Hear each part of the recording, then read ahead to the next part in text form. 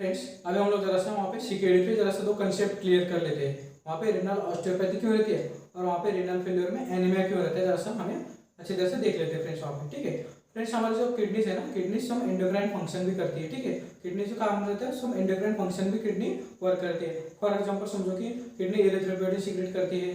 For example kidney क्या होता है, विटामिन डी का और विटामिन D3 का कन्वर्जन वगैरह ये किडनी थ्रू होता है। ठीक है, इसलिए जरा सा किडनी में क्या होता है फ्रेंड्स, वहाँ पे किडनी के फंक्शनिंग में डिफेक्ट आने की वजह से वहाँ पे रेनल ऑस्टियोपैथी और वहाँ पे एनीमिया भी सीकेडी के पेशेंट में दिखाई देते हैं फ्रेंड्स वहाँ पे। ठीक है, इसलिए जरा सा एक एक करके हम लोग ये कंसेप्ट क्लियर कर लेते हैं फ्रेंड्स वहाँ पे। ठीक है फ्रेंड्स, वहाँ पे सबसे पहले हम लोग देख लेते हैं कि रेनल ऑस्टियोपैथी क्यों होती है। ठीक है फ्रेंड्स, जैसे कि मैंने बताया कि फ्रेंड्स हमारे जो किडनीज रहते हैं हम एंडोक्राइन फंक्शन भी काम करता है। ठीक है, किडनीज के साथ हम एंडोक्राइन फंक्शन भी वर्क करता है। वहाँ पे क्या होता है फ्रेंड्स, वहाँ पे विटामिन डी का कन्वर्जन विटामिन D3 में कन्वर्जन करना ये किडनीज का काम रहता है हमारे। ठीक है, जैसा हम लोग क्या होता है वहाँ पे जैसा अच्छी तरह से देख लेते हैं सबसे पहले। ठीक है, in normal humans kidney performs some endocrine functions, जैसे मैंने बताया कि फ्रेंड्स एंडोक्राइन फंक्शन में काम करता है। वहाँ पे क्या होता है फ्रेंड्स, विटामिन D3 जो है ना, विटामिन D3 मतलब कोलेकैल्सिफेरॉल है। ठीक है, विटामिन D3 मतलब कोलेकैल्सिफेरॉल है which is responsible for essential for absorption of calcium from the intestine. ठीक है फ्रेंड्स, वहाँ पे फ्रेंड्स क्या होता है, हमारा जो कैल्शियम रहता है ना, कैल्शियम बॉडी में डायरेक्टली अब्सॉर्ब नहीं हो पाता। यहाँ पे क्या होता है फ्रेंड्स, कैल्शियम के अब्सॉर्प्शन के लिए विटामिन D3 लगता है। ठीक है, विटामिन कैल्शियम के अब्सॉर्प्शन के लिए विटामिन D3 लगता है। ठीक है, इसलिए वहाँ पे क्या होता है, समझो विटामिन D3 का रेट कम सो विटामिन D3 हमारे बॉडी में कम रहता है, तो क्या होता है फ्रेंड्स, वहाँ पे विटामिन D3 हमारे बॉडी में कम होता है तो कैल्शियम का अब्सॉर्प्शन प्रॉपर्ली नहीं हो पाता। ठीक है, जैसा हम लोग वहाँ पे कंसेप्ट क्लियर कर लेते हैं यहाँ पे। ठीक है, जैसे एक पॉइंट देख लेते हैं यहाँ पे, इन normal humans kidneys performs of endocrine functions that is vitamin D3 is cholecalciferol. ठीक है, विटामिन D3 क्या है, कोलेकैल्सिफेरॉल है, is essential for absorption of calcium through intestine. ये हमें पता चला, ये जैसा क्लियर हुआ।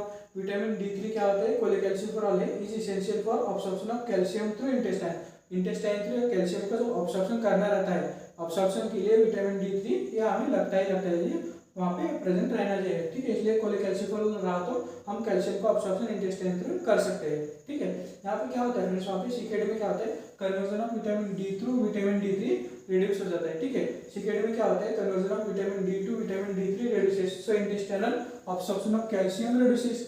ठीक है, यहाँ पे कन्वर्जन विटामिन डी का कन्वर्जन जो विटामिन D3 में होना चाहिए वो कन्वर्जन नहीं हो पाता, इसलिए विटामिन D3 रिड्यूस हुआ वहाँ पे। ठीक है, इसलिए विटामिन D3 ऑटोमेटिकली रिड्यूस हुआ, इसलिए वहाँ पे क्या होता है फिर समझो, वहाँ पे इंटेस्टाइन से हमारे जो कैल्शियम रहता है, इंटेस्टाइन से कैल्शियम क्या होता है, कैल्शियम अब्सॉर्प्शन नहीं हो पाता। ठीक है, कैल्शियम अब्सॉर्प्शन नहीं हो पाता, इसलिए वहाँ पे समझो कैल्शियम अब्सॉर्प्शन नहीं होता।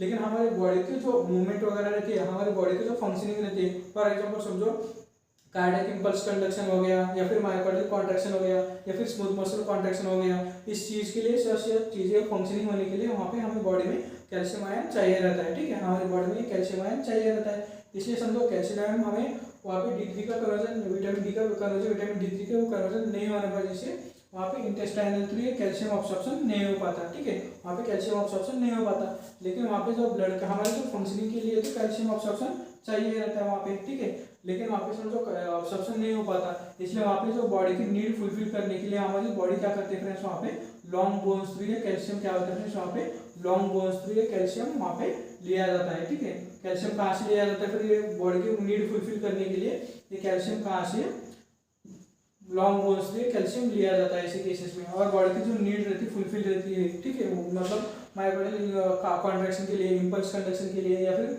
वहाँ पे कई स्मूथ मसल कॉन्ट्रैक्शन के लिए वगैरह जो कैल्शियम लगता है वो कैल्शियम फुलफिल कहाँ से होता है, ये लॉन्ग बोन्स से कैल्शियम वहाँ पे लिया जाता है। और फ्रेंड्स वहाँ पे लॉन्ग बोन्स से कैल्शियम लिया जाता है, इसलिए ऐसे केसेस में क्या होता है फ्रेंड्स, ये ऐसे कैल्शियम जो यहाँ से लॉन्ग बोन्स से लिया जाता है, इसलिए वहाँ पे बोन्स क्या होते हैं, पोरस हो जाते हैं। बोन में से कैल्शियम लिया जाता है, इसलिए बोन क्या होता है, एकदम पोरस हो जाते हैं। वहाँ पे बोन क्या होता है फ्रेंड्स, एकदम वहाँ पे बोन्स क्या होता है, पोरस हो जाते हैं, मतलब बोन में जो डेंसिटी कम हो जाती है। और वहाँ पे समझो एक्सरेज वगैरह जो हम लोग लेते हैं, एक्सरेज भी होते हैं, तो वहाँ पे डेंसिटी कम होने की वजह से एक्सरेज भी कहाँ होते हैं, डार्कर दिखता है।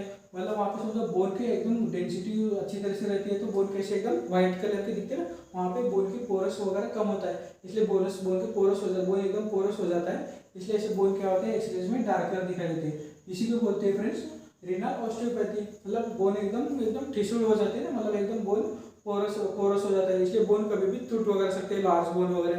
रेनल ऑस्टियोपैथी जैसे जैसे सीकेडी एडवांस होती जाती है वैसे वैसे वहाँ पे क्या होता है फिर बोन एकदम पोरस हो जाते हैं और वहाँ पे कभी भी बोन वगैरह ब्रेक हो सकते हैं ऐसे केसेस में। इसलिए ऐसे केसेस में क्या होता है, सीकेडी के पेशेंट में रेनल ऑस्टियोपैथी देखा जाता है ऐसे केसेस में फ्रेंड्स वहाँ पे, ठीक है। इसलिए जरा सा अच्छी तरह से कंसेप्ट समझ लेना कि रेनल ऑस्टियोपैथी क्यों होती है। जैसा और एक बार हम लोग जरा सा रिवाइज कर लेते हैं फ्रेंड्स। वहाँ पे क्या होता है, हमारे जो बॉडी रहती है ना, बॉडी में क्या होता है, विटामिन डी का कन्वर्जन विटामिन D3 में होता है, वो किडनी करती है, ठीक है। विटामिन डी का कन्वर्जन विटामिन D3 में कन्वर्जन कौन करता है, हमारी किडनीज करती है। लेकिन वहाँ पे क्या होता है फ्रेंड्स, वहाँ पे जो क्या होता है, वहाँ पे डी का कन्वर्जन D3 में कन्वर्जन नहीं हो पाता क्योंकि सीकेडी की वजह से। और वहाँ पे विटामिन डी का कन्वर्जन विटामिन D का कन्वर्जन नहीं हो पाता।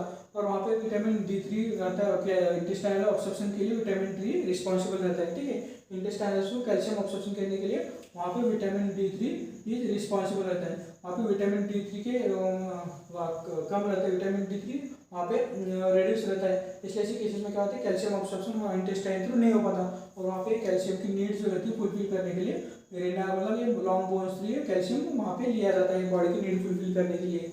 वहाँ पे फिर वो रेनल ऑस्टियोपैथी डेवलप हो जाती है फ्रेंड्स ऐसे केसेस में। इसलिए बोन्स वगैरह वहाँ पे जल्दी ब्रेक हो जाते हैं ऐसे सीकेडी के पेशेंट में फ्रेंड्स वहाँ पे, ठीक है। जैसा अभी हम लोग देख लेते हैं वहाँ पे क्या होता है, ठीक है। जैसे कि मैंने बताया कि फ्रेंड्स सीकेडी में conversion of vitamin D to vitamin D3 reduces, so intestinal absorption of calcium reduces, intestinal absorption calcium का reduce होता है, and calcium is required for many vital functions of the body such as impulse conduction, myocardial contraction या फिर smooth muscle contraction या फिर blood coagulation। ये सब need body की नीड फुलफिल करने के लिए हमें कैल्शियम चाहिए रहता है। फिर ये कैल्शियम कहाँ से लिया जाता है, need of the calcium will be fulfilled by removing calcium from the bones, ठीक है। Need of the calcium will be fulfilled from removing calcium from the large bones, ठीक है।